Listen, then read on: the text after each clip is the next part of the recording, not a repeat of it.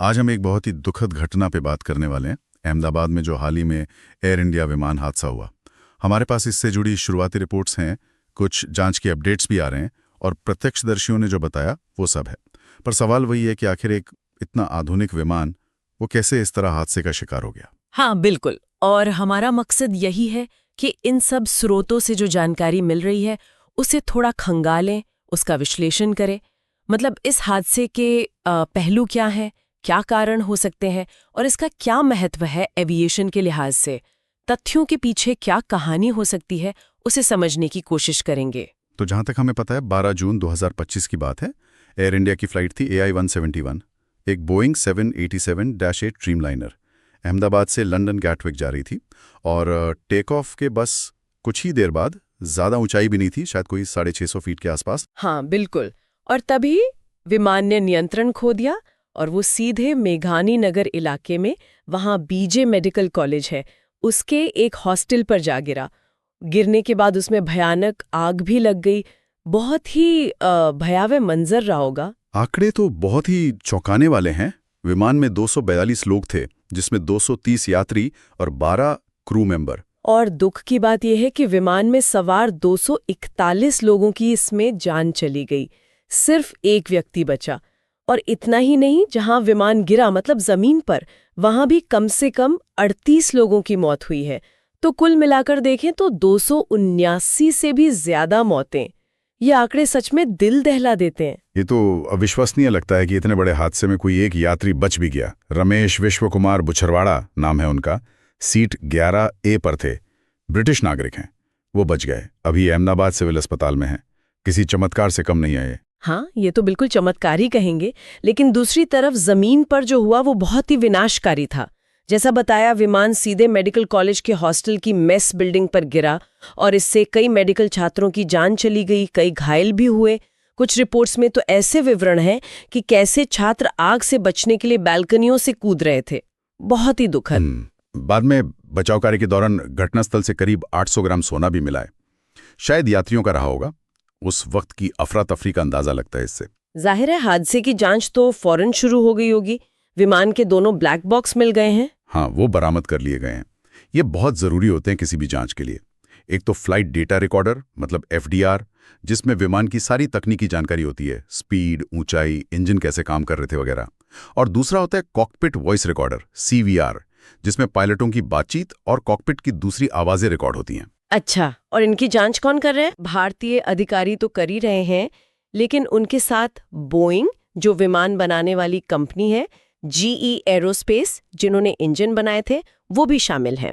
और अमेरिका की FAA और NTSB जैसी एजेंसियां भी सहयोग कर रही हैं।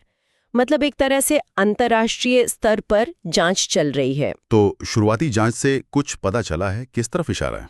देखिए, अभी बहुत शुरुआती दौर है, लेकिन कुछ संकेत मिले हैं कि शायद डुअल इंजन फेलियर हुआ हो। मतलब दोनों इंजन एक साथ फेल हो गए हों। ये वैसे बहुत ही रेयर माना जाता है, अत्यंत दुर्लभ, क्योंकि विमान ऐसे बने होते हैं कि एक इंजन बंद भी हो जाए तो उड़ सकें। तो इसलिए जांचकर्ता अभी से पक्का नहीं मान रहे, हर एंगल से देख रहे हैं। और इसी बीच भारत की जो एविएशन रेगुलेटर है DGCA, उसने एयर इंडिया के बाकी 787 विमानों की भी इमरजेंसी जांच शुरू की है। हालांकि उनका कहना है कि अभी तक कोई ऐसी बड़ी सुरक्षा चिंता सामने नहीं आई है। ये हादसा इसकी भी ज़्यादा ध्यान खींच रहा है, शायद क्योंकि ये बोइंग 787 ड्रीमलाइनर का पहला ऐसा हादसा है जिसमें लोगों की जान गई है और विमान पूरी तरह नष्ट हुआ है। बिल्कुल सही। इसे एविएशन की भाषा में फेटल हॉल लॉस कहते हैं। मतलब पहला ऐसा हादसा इस मॉडल के लिए। यह विमान 2009 से सेवा में है और इसे काफ़ी आधुनिक और सुरक्षित माना जाता रहा है। इसका सेफ्टी रिकॉर्ड अब तक बहुत अच्छा था। तो इस घटना ने वाकई सबको चौंका दिया है। और जो मानवीय क्षति हुई है वो भी बहुत बड़ी है। कई देशों के लोग इसमें शामिल हैं। हाँ, ये बहुत दुखद पहलू है। हादसे में 169 भारतीय नागरिक थे, 53 ब्रिटिश, 7 पुर्तगाली, 1 कनाडाई नागरिक, और इनके अलावा कई स्थानीय लोग और छात्र भी। कुछ जाने माने नाम भी थे पीड़ितों में, जैसे ब्रिटिश वेलनेस इन्फ्लुएंसर फ्योग लॉल और जेमी ग्रीनलॉ मीक।